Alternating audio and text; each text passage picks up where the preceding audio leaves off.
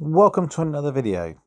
And what is it with people not looking at white lines? As you come round, it is only one lane on the left hand side. That's hatch markings push you over, and then goes round and then proceeds to stop and think he's got to give way to the left. Well, one you give way to the right, but the markings tell you that the giveaway is on the left.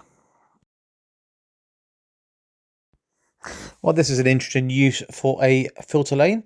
It's to turn right, go into it, not turn right and come out of it, and stop in like that. If you think you're going to stop, don't go. It's obviously the wrong gap.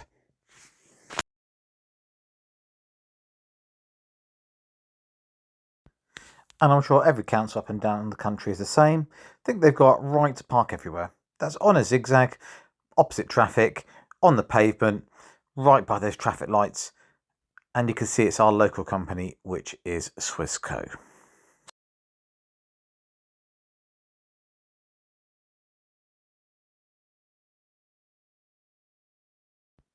And the mentality of I must be as close as possible to unload. But if you look at the spaces, there's a possible one there on the left-hand side. But no, there he is on the zigzags of the zebra crossing. When there's a perfectly good space there in a loading bay, and then another space just there on the left-hand side before the BMW. I can only assume the next chap is parked and reversing out, but it's the most unusual way that I've ever seen to turn around in a junction. Most of us do a U-turn as a clockwise direction.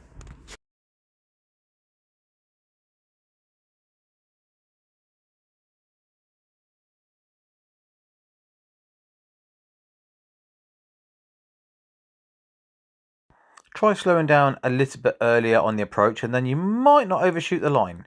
And there's no need for that position because you can see up the road when your bump is there, even with that large vehicle and that long overhang. Meanwhile, we have this little black Ford Fiesta going round the roundabout on the outside edge on the left. Not a care for anybody else because you can see how close he got to that van as he cut across. No indication, nothing. A little bit harder to see with the light on this, but there is a cyclist there that first car's going round. But why go round into oncoming traffic? You can see it's busy, it's a bend, it's a little bit of a brow of a hill, and then continue to stay in that right-hand lane for a little bit too long.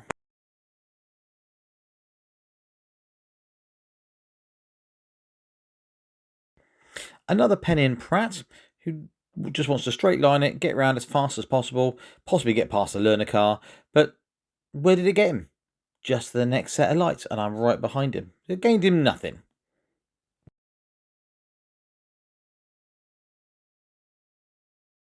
Yes, the bus is indicating left, and I think the Land Rover chose to ignore the indicator rather than react to it, and it's pushing his way up the inside, so that makes him fairly bad in his decisions. Meanwhile, the bus is forcing him to stay back anyway, so they're both as bad as each other as the bus tries to get around the broken down vehicle and then move back to the right-hand lane to be able to get into the lane he actually wants.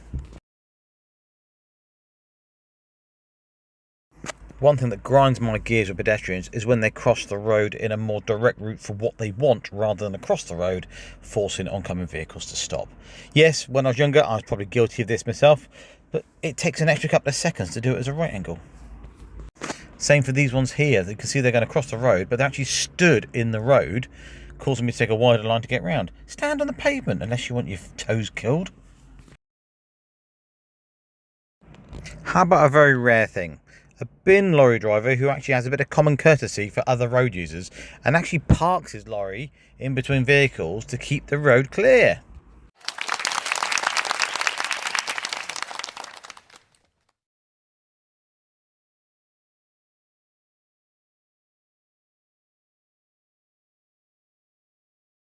And another taxi driver who doesn't know his left from his right. I have committed to the white line, then you decide to go over yours.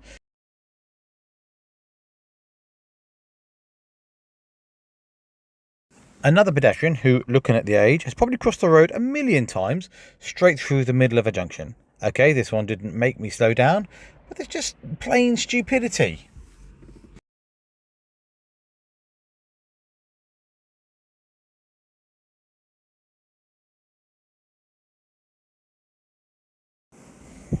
Did you spot him? Because I didn't until the last minute. With the way the light is failing and dropping behind the horizon and the wet road, it makes him very difficult to see, especially when there's no lights and he's all in black. I'll play it again and I will zoom in and you tell me if you would have been able to spot it.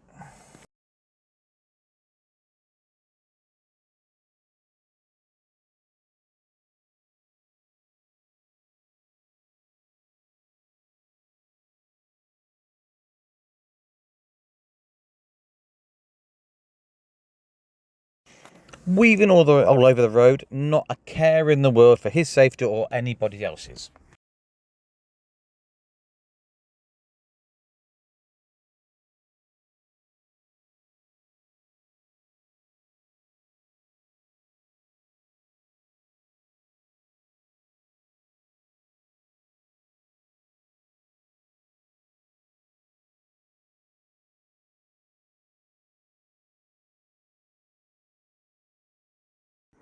I thought emergency vehicle drivers were taught better.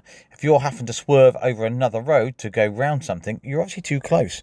Use your brakes, back off, and have your 2 seconds, or on a wet day, 4 seconds. It's quite a big gap. And this little Fiat seems to have forgotten the concept of roundabouts. You go round them, not over them. They're not called overabouts. Nearly clips the back of that little green Citroen C3.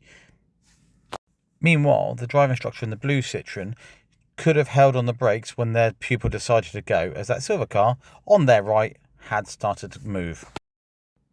And the importance of looking left as you turn into a roundabout is just as important as looking to the right to see if you can go, due to this muppet on the left who thinks it's still called a straightabout.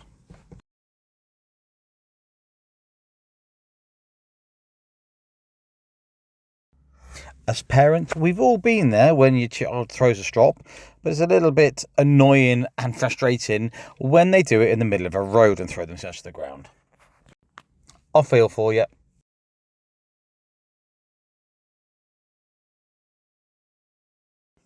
And a little bit of fun for you at the end, driving through stormy weather. As long as you haven't got a car that's prone to rust, or if you want to annoy your wife, open the windows and get shouted at.